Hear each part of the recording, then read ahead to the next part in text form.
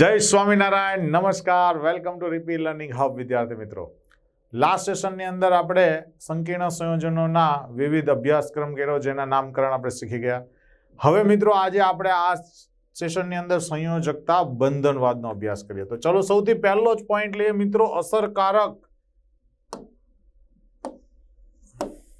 પરમાણુ ક્રમાંક, જેને ઇફેક્ટિવ એટોમિક નંબર કહેવામાં આવે, જેમાં ધાતુનો પરમાણુ ક્રમાંક Z હોય વત્તા ઓક્સિડેશન અવસ્થાને આપણે X ગણી લઈએ વત્તા 2 ગુણ્યા કોઓર્ડિનેશન નંબર હોય એટલે CN હોય. તો મિત્રો માની લો કે આપણે કોઈ K4FeCN6 લખી દઈએ, K4FeCN6. હવે એમાં આપણે આ Fe નો ઇફેક્ટિવ નંબર ગણવો હોય તો Fe નો ઇફેક્ટિવ નંબર કેટલો થાય? તો સૌથી પહેલા પરમાણુ ક્રમાંક, તો પરમાણુ ક્રમાંક ફેરસનો છે 26 નંબર. એની ઓક્સિડેશન સ્ટેટ, તો આની ઓક્સિડેશન સ્થિતિ કેટલી છે? +2, તો -2 અને ગુણ્યા વત્તા 2 કૌંસમાં એનો કોઓર્ડિનેશન નંબર 6. તો મિત્રો 26 માંથી 2 વત્તા 12 જાય એટલે કે 10 ઉમેરી દઈએ તો જવાબ આવી જાય 36. રેડી? આવા જ મિત્રો કેટલાક અહીંયા આપણે ગણેલા છે. જેમ કે કોપરનો ઓક્સિડેશન આંક તમે ગણો તો મિત્રો આપણને જોવા મળશે કોપરનો ઓક્સિડેશન અવસ્થા +2 છે, એનો પરમાણુ ક્રમાંક 29 છે અને એનો કોઓર્ડિનેશન નંબર આને આધારે ગણીએ તો 4 જેટલો થાય છે. તો તમે જો 29 - 2 એટલે કે આ Z ઓછા ઓક્સિડેશન સ્થિતિ 4 ગુણ્યા સવર્ગાંક 2 કરીએ તો જવાબ મળે છે મિત્રો 35. એવી જ રીતે copper NH3 6 time cobalt NH3 6 time Cl3 લઈએ તો અહીંયા આનો ઓક્સિડેશન અવસ્થા આવે છે 3, આની કેટલી આવે છે? +3 આવે છે. રેડી? તો એનો પરમાણુ ક્રમાંક 27 માંથી પહેલા 3 ને બાદ કરી નાખીએ એટલે 24 વધે અને 24 વત્તા 12 કરીએ એટલે 36 મળી જાય મિત્રો. સેમ વે મર્ક્યુરી, પોટેશિયમ ટેટ્રાઆયોડો મર્ક્યુરેટ 2 છે, 2 એની ઓક્સિડેશન સ્થિતિ છે. મર્ક્યુરીનો પરમાણુ ક્રમાંક 80 છે. અહીંયા 4 આયોડિન ઇલેક્ટ્રોન દાતા લિગેન્ડ છે એટલે કે 4 એની સવર્ગાંક થયો. એ 4 ગુણ્યા આપણે 2 કરવાનું એટલે કે 8 બાદ કરવાના છે. તો 80 માંથી 2 ગયા તો મિત્રો 78, 78 ને 8 86. સેમ વે સિલ્વર એમોનિયા 2 વાર અને ક્લોરીન છે, મતલબ કે ડાય એમાઇન આર્જેન્ટિનમ ક્લોરાઇડ છે. તો આ એની ઓક્સિડેશન સ્થિતિ થઈ ગઈ -1 +1, આનો ઓક્સિડેશન અંક 0, તો એ સિલ્વરની +1, એનો નંબર છે 47 મિત્રો. ઓક્સિડેશન સ્થિતિ સાથે સવર્ગાંક છે મિત્રો 2. તો હવે 47 - 1 થાય વત્તા 2 દુ 4 થાય તો જવાબ આવશે 50. એવી જ રીતે મેં તમને અહીંયા એક્સ્ટ્રા પહેલા જ ગણીને સમજાવી દીધું. રેડી? આઈ થિંક સો તમને ખ્યાલ આવી ગયો હશે. ઇફેક્ટિવ નંબર જે છે એ ખાસ કરીને આપણે આગળ આનો ઉપયોગ કરવાના છીએ. ઓકે, તો હવે મિત્રો આપણે લઈએ સંયોજકતા બંધનવાદ. સંયોજકતા બંધનવાદ સૌથી પહેલા તો લિનસ પાઉલિંગ નામના વૈજ્ઞાનિકે વિકસાવ્યું હતું. આપ સર્વ જાણો છો લિનસ પાઉલિંગ.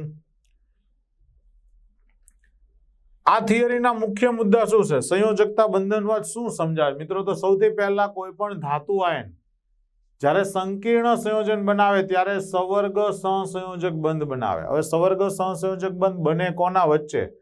તો સંકીર્ણ સંક્રાંતિ ધાતુ આયનને M કહું અને લિગેન્ડને હું L કહું તો લિગેન્ડ ઇલેક્ટ્રોન યુગ્મ દાન કરે એટલે બેની વચ્ચે કયો બંધ બનશે? સવર્ગ સહસંયોજક બંધ. ધાતુ આયન જે છે ઇલેક્ટ્રોન યુગ્મ સ્વીકારે છે અને એટલે ધાતુ આયનોનો પોતે શું કરશે? તો કે ખાલી કક્ષકો પૂરી પાડે. દાખલા તરીકે હું તમને એક સિમ્પલ ઉદાહરણ આપું કે Fe+2 આયન તમે વિચારો તો એની ઇલેક્ટ્રોન રચના થાય આર્ગોન, 4s ના 2 જાય અને 3d6m નું m રહે. તો આ 4s ની એક કક્ષક હોય અને આ d ની 5 પેટા કક્ષકો જે છે એમાંથી આ ઇલેક્ટ્રોન યુગ્મ જે છે એ આ રીતના હોય છે અને 4p 4d આ બધી કક્ષકો શું હોય છે? ખાલી હોય છે. એટલે માની લો કે કોઈ 4 ઇલેક્ટ્રોન યુગ્મ દાતાઓ આવે તો અહીંયા sp3 સંકરણ કરીને એની અંદર ગોઠવી શકાશે એટલે કે ખાલી કક્ષકો પૂરી પાડે. ધાતુ આયન એ સવર્ગાંક જેટલી જ સંખ્યામાં ખાલી કક્ષકો પૂરી પાડે છે. યાદ રહે, જેટલો સવર્ગાંક હશે એટલી એને ખાલી જગ્યા પૂરી આપવી પડે. કેમ કે સવર્ગાંકનો મતલબ શું છે કે સવર્ગ સહસંયોજક બંધની સંખ્યા. એક લિગેન્ડ એક ઇલેક્ટ્રોન યુગ્મ આપે તો એને બેસાડવા માટે પણ એક ખાલી કક્ષક તો જોઈશે જ ને, બરાબર? એટલે જેટલો સવર્ગાંક એટલી જ કક્ષકો ખાલી થાય.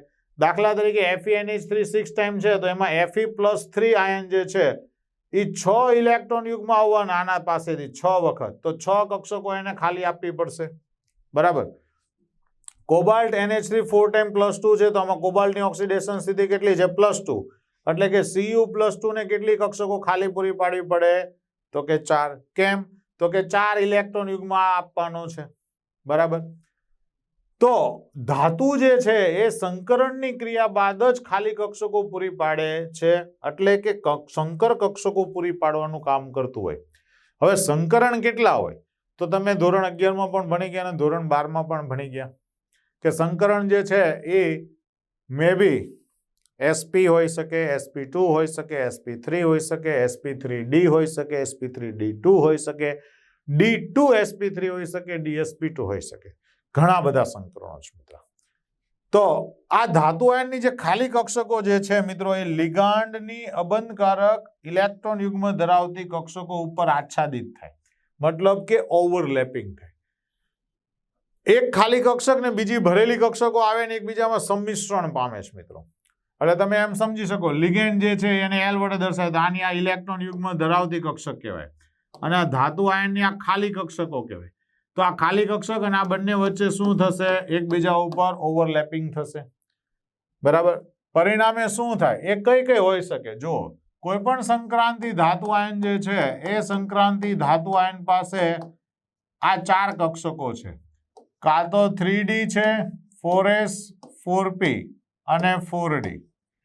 કાં તો અંદરની 3 કક્ષકો ભેગી થતી હોય, કાં તો બહારની 3 કક્ષકો ભેગી થતી હોય. જો અંદરની n-1d એટલે કે 3d કક્ષક જો ભાગ લે તો એ આંતરિક સંકરણ કહેવાય અને બાહ્યની 4d કક્ષક ભાગ લે તો એ બાહ્ય સંકરણ કહેવાય. એટલે કે અંદરની 3d ભાગ લઈ શકે અથવા તો બહારની 4d ભાગ લઈ શકે. તો આ સંકરણને શું કીધું આપણે? આંતરિક સંકરણ અથવા તો બાહ્ય સંકરણ. મિત્રો આ વસ્તુ 6 સવર્ગાંક વાળાને જ લાગુ પડે, બાકી તો બાહ્ય સંકરણ અને આંતરિક સંકરણની જરૂર પડવાની નથી.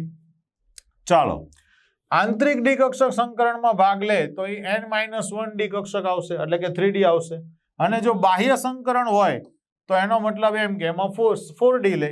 બીજું, પ્રતિચુંબકીય પણ હોઈ શકે અથવા તો ઓછા અનુચુંબકીય હોય જ્યારે અંદરની 3d કક્ષક ભાગ લેતી હોય ત્યારે, એટલે એને લો સ્પિન કોમ્પ્લેક્સ કહેવામાં આવે. શું કહેવામાં આવે? લો સ્પિન, ઓછી ચુંબકીય ચાક માત્રા વાળો. એવી જ રીતે બાહ્ય 3d કક્ષક ભાગ લે એટલે બાહ્ય 3d એટલે કોણ કહેવાય? 4d કક્ષક. તો એ ઉચ્ચ સ્પિન વાળું સંકીર્ણ બનશે.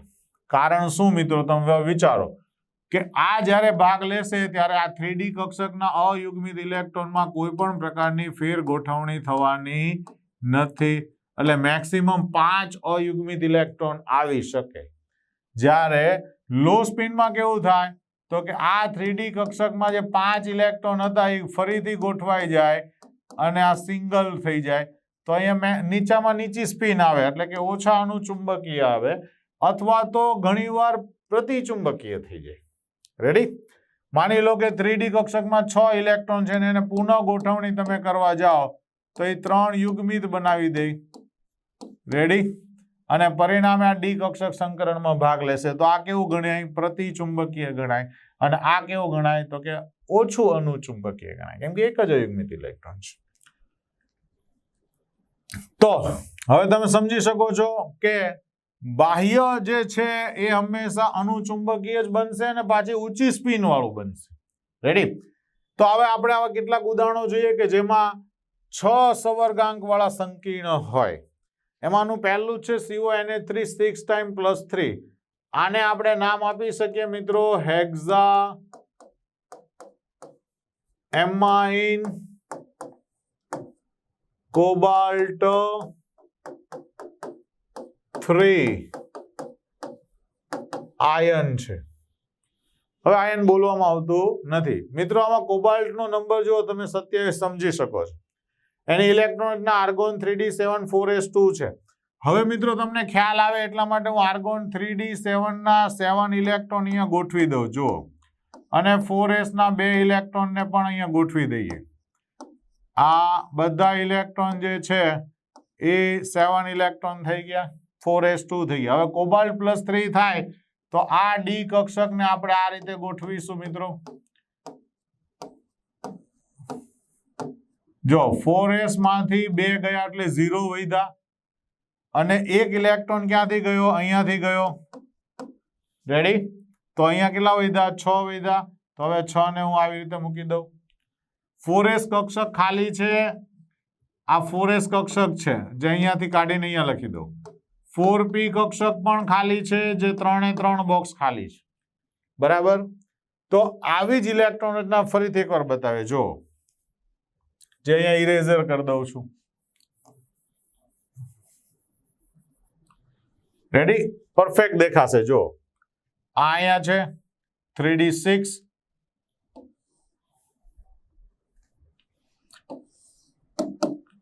પછી 4s છે, 4p0 છે. જો આમાં કોઈ ઇલેક્ટ્રોન નથી, આમાં પણ કોઈ ઇલેક્ટ્રોન નથી, આમાં પણ કોઈ ઇલેક્ટ્રોન નથી. આમાં માત્ર કેટલા ગોઠવીએ છીએ આપણે? 6, જેમાં 4 અયુગ્મિત અને 1 યુગ્મિત લઈશે.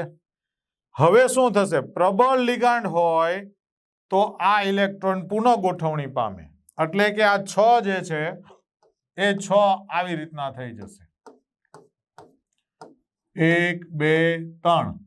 હવે આ ઇલેક્ટ્રોન જે છે એ અહીંયાથી કૂદકો મારીને આમાં જશે, યુગ્મિત બનાવે, આ એને યુગ્મિત બનાવે. આ તો ઓલરેડી યુગ્મિત હતું જ, આ યુગ્મિત થઈ ગયા. તો મિત્રો આવું દેખાશે જો. થઈ ગયું?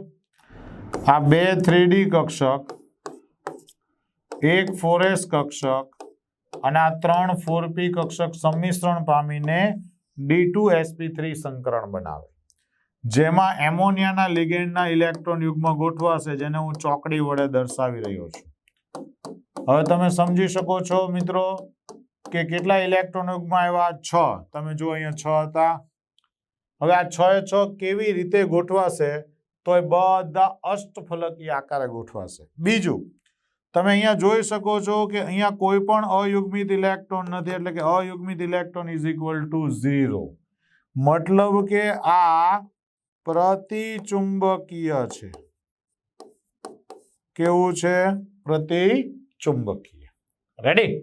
ખ્યાલ આવી ગયો ને? ચાલો નેક્સ્ટ લઈએ મિત્રો. આવી ગયું, પ્રતિચુંબકીય છે. અંદરની ડી કક્ષક ભાગ લે એટલે એને કેવું કહેવામાં આવે? આંતરકક્ષીય સંકીર્ણ. બીજું, નીચી સ્પિન ધરાવતું સંકીર્ણ છે પણ પ્રતિચુંબકીય છે, એટલે સ્પિનની તો કોઈ ગણતરી કરવાની થતી નથી. તો હવે આપણે બીજું લઈએ. તો ચાલો મિત્રો બીજું લઈએ, COF6-3. આનું જો નામ બોલીએ તો કયું નામ લખી શકાય મિત્રો? તો આને જો આપણે નામ લખીએ તો હેક્સાફ્લોરો કોબાલ્ટેટ ફ્રી આયન. રેડી? ચાલો, એમાં જો કોબાલ્ટનો નંબર કેટલી? 27, એટલે આ એની ઇલેક્ટ્રોન રચના થઈ ગઈ. તો આર્ગોન જે છે એમાં 3d7 છે અને 4s2 છે. આર્ગોન અહીંયા આપણે ખાલી છોડી દઈએ. 4p અને 4d ખાલી બોક્સ દોરેલા છે મિત્રો. હવે જ્યારે કોબાલ્ટ +3 આયન બને તો એની ઇલેક્ટ્રોન રચનામાં તમે જુઓ તો આર્ગોન એમનું એમ રહે. 4s માંથી 2 ગયા એટલે 0 વધ્યું, એટલે ઇલેક્ટ્રોન ગયા. અને +3 વધારાનો એક આમાંથી જાય એટલે અહીંયાથી પણ એક ઇલેક્ટ્રોન ગયો. જો આ ઇલેક્ટ્રોન બાદ થઈ ગયો. રેડી? આ અંદરથી નીકળી ગયો. તો 3d6 વધ્યું, 4s 0, 4p તો 0 અને 4d 0 છે જ. હવે મિત્રો ફ્લોરિન લિગેન્ડ છે. ફ્લોરિન કેવો છે? તો કે નિર્બળ લિગેન્ડ છે. નિર્બળ લિગેન્ડ ક્યારે અંદરની કક્ષકોમાં આવતો નથી, એટલે આ વખતે સંકરણ કોનું થશે? તો કે આ 4s 4p અને 4d ની બે કક્ષક, તો મતલબ કે F જે છે એ પોતાના ઇલેક્ટ્રોન યુગ્મ અહીંયા આપશે અને 6 F એ અહીંયા જોડાઈ જશે, બરાબર, જે અષ્ટફલકી આકાર જોડાશે. પણ અહીંયા નોંધ લો મિત્રો, તમે જુઓ કેટલા અયુગ્મિત ઇલેક્ટ્રોન છે, 1 2 3 અને 4. આ તો યુગ્મિત કહેવાય ને, ડબલ હોય એને શું કહેવાય? યુગ્મિત. સિંગલ હોય એને અયુગ્મિત. તો અહીં n બરાબર કેટલા અયુગ્મિત ઇલેક્ટ્રોન થયા? 4.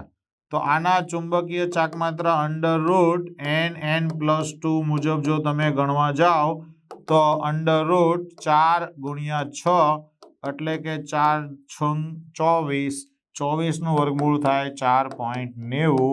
એનો એકમ છે બોહર મેગ્નેટોન. રેડી? ચાલો. તો મિત્રો અહીંયા તમે જોયું કે બહારની ડી કક્ષક ભાગ લે છે એટલે આ અનુચુંબકીય પણ છે, ઉચ્ચ સ્પિન વાળું સંકીર્ણ પણ છે, અને બાહ્ય ડી કક્ષક ભાગ લે એટલે એને બાહ્ય સંકીર્ણ, બાહ્ય કક્ષીય સંકીર્ણ કહેવામાં આવે. ટૂંકમાં અયુગ્મિત ઇલેક્ટ્રોન કોને લીધે બન્યું? તો કે અયુગ્મિત ઇલેક્ટ્રોન આ 4 છે એટલે અનુચુંબકીય છે, અને એની ચુંબકીય ચાકમાત્રા √n+2 મુજબ જો ગણવામાં આવે તો એ 4.90 બોહર મેગ્નેટોન જેટલી થાય છે. રેડી? ચાલો. હવે આવે છે મિત્રો કોબાલ્ટ NH3 6 times Cl2. આનું સૌથી પહેલા તો તમે નામ વિચારો, હેક્ઝા એમાઇન કોબાલ્ટ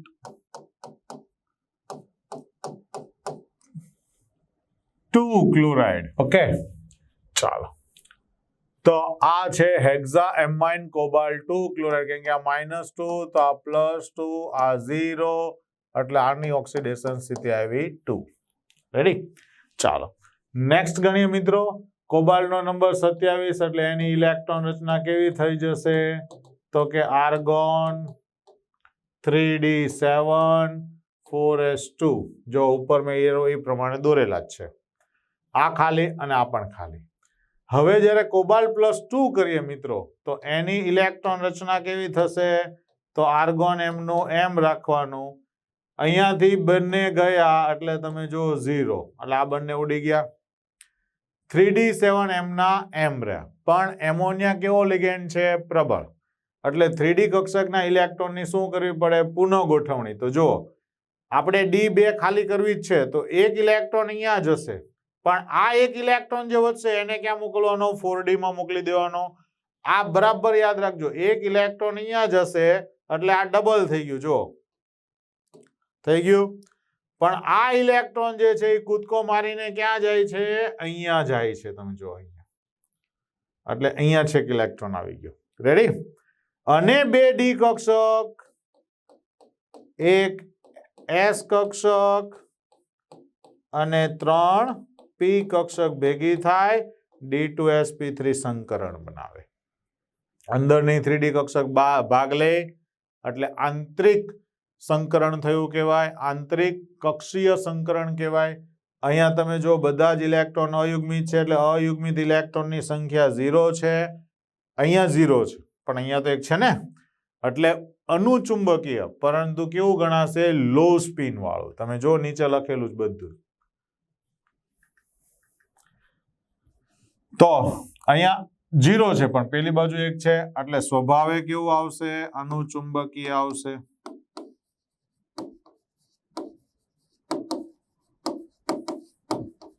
ઓકે, અને ચુંબકીય ચાકમાત્રા √n+1 ગણીએ તો મિત્રો √1 1 + 1 = 2 એટલે કે જવાબ થશે √2 એટલે અહીંયા 2 તો અહીંયા આવશે √3 એટલે 1.73 બોહર મેગ્નેટોન. ઓકે, ચાલો નેક્સ્ટ લઈએ મિત્રો 4 સવર્ગાંક વાળા. આટલા જેટલા સંયોજનો જોઈએ ને બધાનો આકાર કયો હતો? અષ્ટફલકીય. હવે 4 વાળા સવર્ગાંક વાળા સંયોજન લઈએ ને તો મિત્રો એમાં 2 શક્યતા રહે. કાં તો 4 માં DsP2 સંકરણ થાય તો એનો આકાર સમતલીય સમચોરસ બને,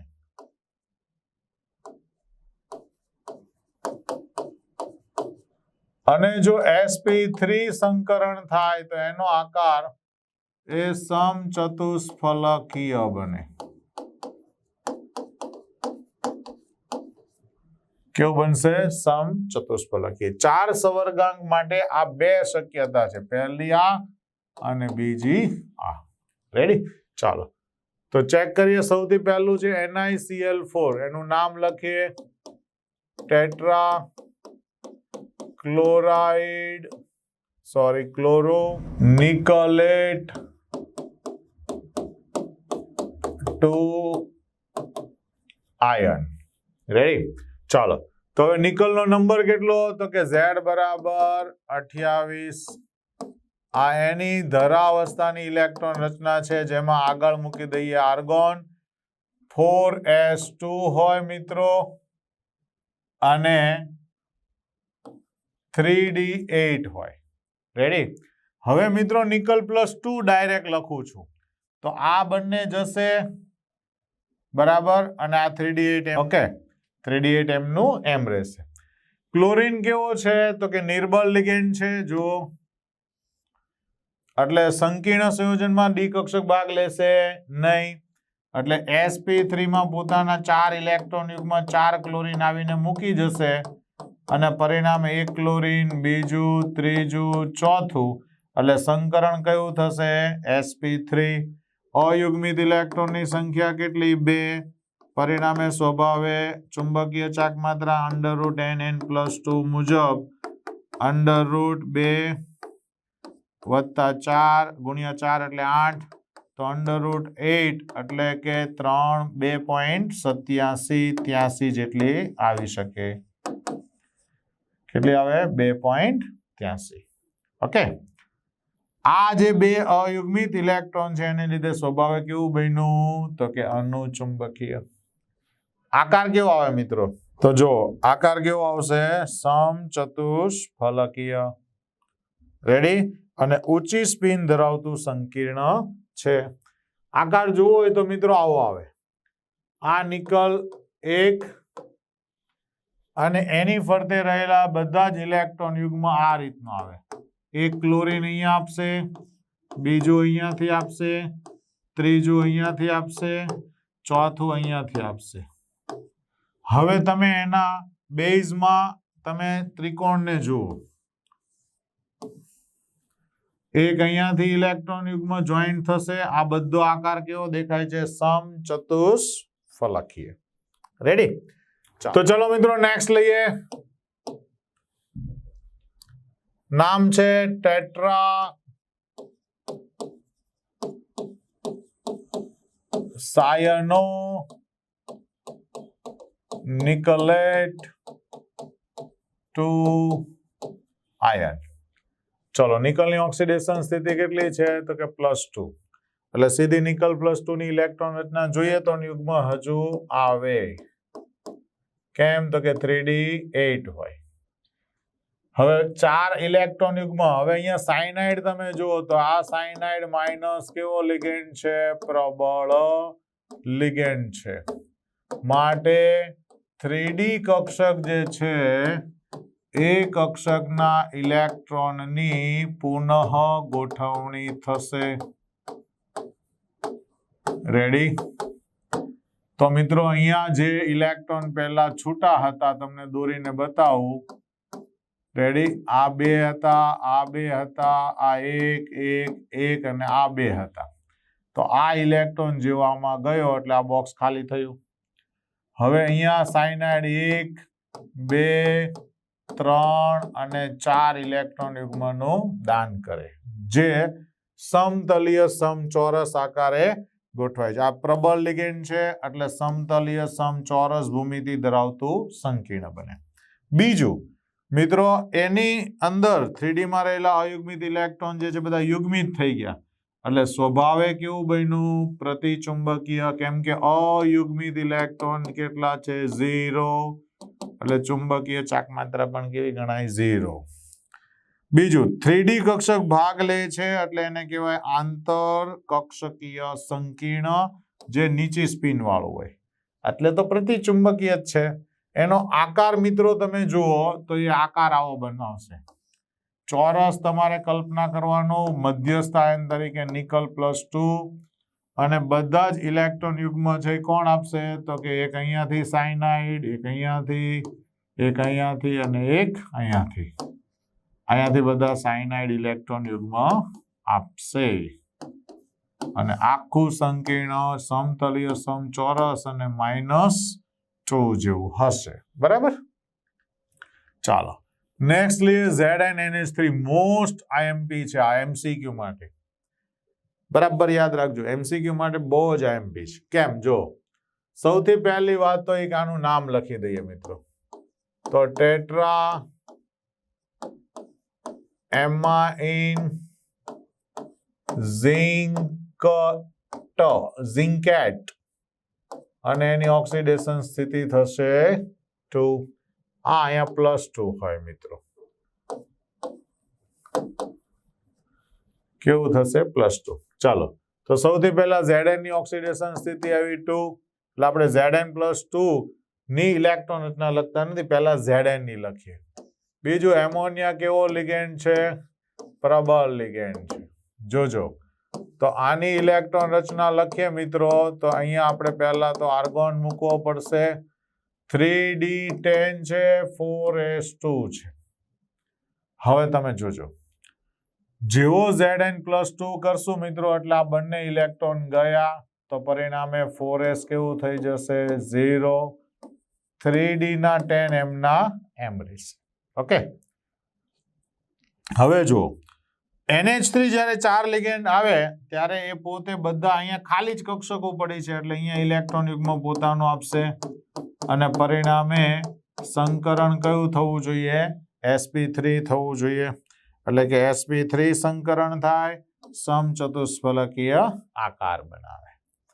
કેમ અહીંયા ડી કક્ષકને હલાવ્યું નથી? બધામાં તો આપણે ડી કક્ષકમાં ગોઠવણી કરતા મિત્રો, અહીંયા ડી કક્ષક પુનઃ ગોઠવણી થાય તેમ છે નહીં, એટલા માટે ડી કક્ષકને આપણે ચેન્જ કર્યું નથી. રેડી? જો ડી કક્ષકમાં આવું કંઈક પણ હોત મિત્રો, માની લો કે ડી કક્ષકમાં આ 5 બોક્સની અંદર 7 ઇલેક્ટ્રોન છે તો એ ગમે એમ કરીને એક ખાનું ખાલી કરશે જ, ગમે એમ કરે, કેમ કે એને એક ડી કક્ષક જરૂર છે. પણ અહીંયા તો કોઈ ગોઠવણી થઈ શકે એમ જ નથી ને, એટલા માટે અહીંયા કોઈ ડી કક્ષક ભાગ લેશે નહીં અને આ બધા વચ્ચે સંકરણ કયું થશે તો કે sp3 સંકરણ થશે અને પરિણામે આપણને સમચતુષ્ફલકીય આકાર મળે. એટલે Zn જે અહીંયા છે વચ્ચે રહે, એક એમોનિયા ટોચ ઉપરથી, બીજો એમોનિયા અહીંયાથી, ત્રીજો એમોનિયા એના આ છેડેથી અને ચોથો એમોનિયા અહીંયાથી એમ ઇલેક્ટ્રોન યુગ્મ આપે અને જેને લીધે સમચતુષ્ફલકીય આકાર બને. આપ જોઈ શકો છો. રેડી? ચાલો નેક્સ્ટ લઈએ મિત્રો tetra carbonyl nickel. Tetra carbonyl nickel એની ઓક્સિડેશન સ્થિતિ 0. અહીંયા તમે જોવો છો તો નિકલની ઇલેક્ટ્રોન રચના લખેલી છે મેં. આર્ગોન છે, 3d8 છે અને 4s2 છે. હવે નિકલે કોઈ ઇલેક્ટ્રોન ગુમાવ્યા નથી, પરંતુ કાર્બોનિલ એક પ્રબળ લિગેન્ડ છે. કેવો લિગેન્ડ છે? પ્રબળ. એટલે જેવો બહારથી આવશે એટલે આને ધક્કો મારીને અહીંયા અને આને ધક્કો મારીને અહીંયા મોકલી દેશે ગમે એમ કરીને. રેડી? એટલે આવું થશે. જો આ બંને ડબલ થઈ ગયા એટલે 3d માં કેવું થઈ ગયું 10 બની ગયું અને 4 કક્ષકો ખાલી થઈ જેમાં કાર્બોનિલ લિગેન્ડ જે છે એ પોતાનું ઇલેક્ટ્રોન યુગ્મ આપશે અને પરિણામે આકાર કેવો બનાવશે? સમચતુષ્ફલકીય. આને કહેવાય sp3 હાઇબ્રિડાઇઝેશન. જો લિગેન્ડ પ્રબળ છે એટલે નીચી સ્પિન વાળું સંકીર્ણ બને, પણ અહીંયા તો સ્પિન જ નહીં આવે ને, એટલે પ્રતિચુંબકીય બનશે જેમાં એક 4s કક્ષક 3 4p કક્ષકો ભાગ લઈને કયું બનાવ્યું? sp3. અહીં અયુગ્મિત ઇલેક્ટ્રોનની સંખ્યા 0 છે માટે કેવું બનશે? પ્રતિચુંબકીય. આકાર ખાસ જોજો કેવો છે, સમચતુષ્ફલકી. આ બધા ઇલેક્ટ્રોન યુગ્મ દાન કરે છે, જેને લીધે આકાર કેવો બને છે, સમચતુષ્ફલકી. બીજું, દરેક ખાલી કક્ષક જે છે કાર્બન મોનોક્સાઇડ પાસેથી એક એક ઇલેક્ટ્રોન યુગ્મ સ્વીકારે છે અને આ NiCO4 ટાઈમ બનાવે છે. તો મિત્રો આ નિકલ ટેટ્રા કાર્બોનિલનો આકાર કયો થયો, સમચતુષ્ફલકીય. સ્વભાવ કયો થયો, તો કે પ્રતિચુંબકીય. રેડી? ચાલો, CuNH3 4 ટાઈમ +2 એટલે કે tetra amine copper 2 ion. Ready? Tetra amine copper 2 ion. તો મિત્રો કોપર +2 જે છે એની ઇલેક્ટ્રોન રચના કેવી છે, 3d9 છે. રેડી? કેમ કે કોપર એટલે 29 નંબરનું તત્વ, આર્ગોન જે છે 3d4s, આર્ગોન 4s2 અને 3d9 હોવું જોઈએ. બરાબર? આમાંથી એક ઇલેક્ટ્રોન ઓછો થઈ જાય અને અહીંયા એક ઇલેક્ટ્રોન પ્લસ થઈ જાય એટલે કે 3d કેવું બની જશે, 10 બનશે.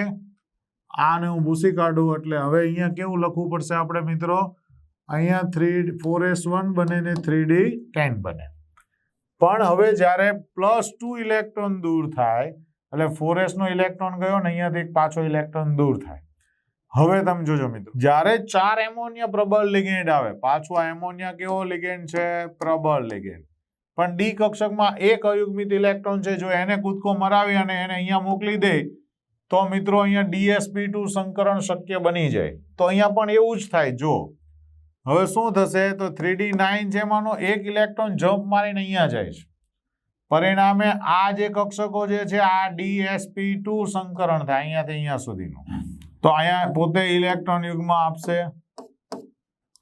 અને પરિણામે એ પોતે એમોનિયાના આપણે ચોકડી વડે દર્શાવી દઈએ, DsP2 સંકરણ થાય. મતલબ કે આ કોપર સાથે ચોરસના 4 ખૂણેથી એમોનિયા જોડાશે. રેડી? વિદ્યાર્થી મિત્રો, આ ખાસ તમારે યાદ રાખવાનું છે કે CuNH3 4 ટાઈમ +2 એ કેવો છે, સમતલીય સમચોરસ છે અને તે અનુચુંબકીય છે. સૌથી મહત્વની વાત એ છે, કેવું છે, સ્વભાવે કેવું છે, અનુચુંબકીય. બીજું એક, 4d અને 5d શ્રેણી જ્યારે બધા જ પ્રબળ લિગેન્ડ સાથે જોડાય છે ત્યારે એ કે 4d શ્રેણી અને 5d શ્રેણીની જ્યારે કોઈ પણ ધાતુ હોય ને ત્યારે બધા જ લિગેન્ડ જે છે એ પ્રબળ લિગેન્ડ તરીકે વર્તી શકે છે. આ ખાસ યાદ રાખજો. એમાં રોડિયમના અહીંયા 2 ઉદાહરણ છે. ભલે એમોનિયા હોય કે ફ્લોરિન હોય, બધા લિગેન્ડ કેવા બને, પ્રબળ જ બને અને ધાતુ અંદરની ડી કક્ષક જ ભાગ લેશે. ઓકે, તો આપણે કેટલા બધા સંકરણ જોયા. હવે મિત્રો આપણે ઓવરઓલ વાત કરી કે કયું સંકરણમાં કઈ કક્ષકો ભાગ લીધી. તો તમે અત્યારે સમજી ગયા હશો હું શું સમજાવવા માંગુ છું કે કઈ સંકરણ કક્ષકોની અંદર કઈ કઈ કક્ષકો ભાગ લે છે. મિત્રો તો તમે સૌથી પહેલા તમે જો સવર્ગાંક 4 હોય ત્યારથી માંડીને આપણે 6, 2, 5 બધાની વાત કરીએ તો 2 સંકરણ હોય તો સંકરણ કયું થશે મિત્રો, sp સંકરણ થશે. sp સંકરણ થાય એટલે 2 જ સંકૃત કક્ષકો આવે, એક આ બાજુ ગોઠવાય અને એક આ બાજુ ગોઠવાય, જે લિગેન્ડ સાથે સંમિશ્રણ પામે. મતલબ કે એનો આકાર કેવો બને, રેખીય બને. જે આ 2 ઉદાહરણો પણ અહીંયા આપેલા છે. સિલ્વર, ડાયમાઇન સિલ્વર સાથે છે, આ સંકીર્ણ આયન છે, ડાયમાઇન સિલ્વર આર્જેન્ટિનમ પ્લસ અને ડાયસાઇનો આર્જેન્ટેટ માઇનસ. બરાબર, એ તમને દેખાય છે. ચલો હવે એની પછી મતલબ 3 થાય તો સંકરણ કયું થશે, sp3. અને આ બધી જ કક્ષકો એ જે ત્રિકોણના 3 ખૂણા તરફ ફેલાયેલી હોય છે એટલે કે 120 ના ખૂણે હશે. આ બધા વચ્ચેનો ખૂણો કેટલાનો હશે, 120 ડિગ્રી. દાખલા તરીકે HeI3 માઇનસ છે. આ ઉદાહરણો પણ યાદ રાખજો. પછી આવે છે મિત્રો 4 તો sp3 સંકરણ થાય જે સમચતુષ્ફલકના 4 ખૂણા તરફ ફેલાયેલા છે. બરાબર, તો એવા અહીંયા ઘણા બધા ઉદાહરણો આપણે આપેલા છે. એવી જ રીતે 5 ચોથું હોય જ્યારે sp3 થાય ને ત્યારે મિત્રો એક 4s કક્ષક અને 3 4p કક્ષકો ભાગ લે છે બરાબર એમાં d કક્ષક આવતી નથી છે તો 4 જ સવર્ગાંક પણ જો d કક્ષક ભાગ લે તો એક d કક્ષક થશે 3d એક 4s કક્ષક થશે અને બે 4p કક્ષકો થાય તો સમજી લેવાનું dsp2 સંકરણ થયું અને એનો આકાર કેવો બનશે સમતલીય સમચોરસ બનશે એટલે કે ધાતુ આયનની બધી કક્ષકો ક્યાં ગોઠવાયેલી હોય તો કે ચોરસના 4 ખૂણા તરફ ફેલાયેલી હોય અને એવા પણ ઘણા બધા ઉદાહરણો અહીંયા આપણે આપેલા છે મિત્રો 5 સમ માટે sp3d સંકરણ થશે અને sp3d માટે એક જે છે એ 4s કક્ષક છે 3 મિત્રો 4p કક્ષકે ભાગ લીધો છે અને એક 4d કક્ષક ભાગ લે છે ત્યારે આકાર ત્રિકોણીય દ્વિપિરામિડ બને છે જેમાં CuCl5-3 ને મોલિબ્લેડનમ સાથે ક્લોરીન 5 જોડાયેલા હોય ત્યારે આવું જોવા મળે એક જ 5 સવર્ગાંક માટે એક બીજું સંકરણ પણ શક્ય છે જે છે dsp3 છે મિત્રો dsp3 એકચ્યુઅલી આ સંકરણ શક્ય છે તો એમાં એક 3d કક્ષક હોય એક 4s કક્ષક છે અને 3 4p કક્ષકો છે તો એની અંદર પણ આ શક્ય બને છે તમે જુઓ તો એનો આકાર પણ ત્રિકોણીય તો મિત્રો આપણે જોયું એમ ઉપર sp3d સંકરણ છે અને નીચે પણ sp3d સંકરણ જ છે આ sp3 છે ને આ dsp3 છે dsp3 તો મિત્રો આ બંનેની અંદર ફરક શું તો આ d જે છે એ બહારની 4d કક્ષક ભાગ લે જો અહીંયા રહ્યું અને અહીંયા જે આગળ d આવી ગઈ એ અંદરની 3d કક્ષક મતલબ કે છે ત્રિકોણીય દ્વિપિરામિડ જ આકાર ત્રિકોણીય દ્વિપિરામિડ બંનેમાં આકાર સેમ રહે પરંતુ બંનેના ઉદાહરણ જુદા જુદા છે મિત્રો આની અંદર Fe ધાતુ જે છે અને આની અંદર Cu એટલે કે છેડાની ધાતુ છે આમાં વચ્ચેની ધાતુ છે ચાલો અને હવે આવે છે સવર્ગાંક 6 સવર્ગાંક 6 માટે મિત્રો sp3d2 સંકરણ અથવા તો d2sp3 સંકરણ જરૂર પડે હવે તમે જુઓ ખાસ કરીને n-1 એટલે કયું તો કે 3d કક્ષક હોય તો એને આંતરિક કક્ષક સંકીર્ણ કહેવાય બરાબર અને જો 4d કક્ષક ભાગ લે કઈ કક્ષક 4d તો એને બાહ્ય કક્ષક સંકીર્ણ કહેવાય જે કક્ષકો ભાગ લે છે એના આધારે સંકરણ નક્કી થશે પણ આકાર બંનેમાં એક જ આવે કયો તો કે અષ્ટફલકીય તમે જો આ અષ્ટફલકીય આકારનો શેપ તમને મેં દોરીને બતાવ્યો બરાબર આ બધી જ જગ્યાએ તમે જોઈ શકો છો અહીંયા 2 નથી મિત્રો અહીંયા 2 છે આ તો એ આપણે સમજી શકીએ છીએ રેડી અહીંયા મિત્રો સંકરણના આ ટોપિકને અહીંયા સમાપ્ત કરીએ છીએ નમસ્કાર જય સ્વામિનારાયણ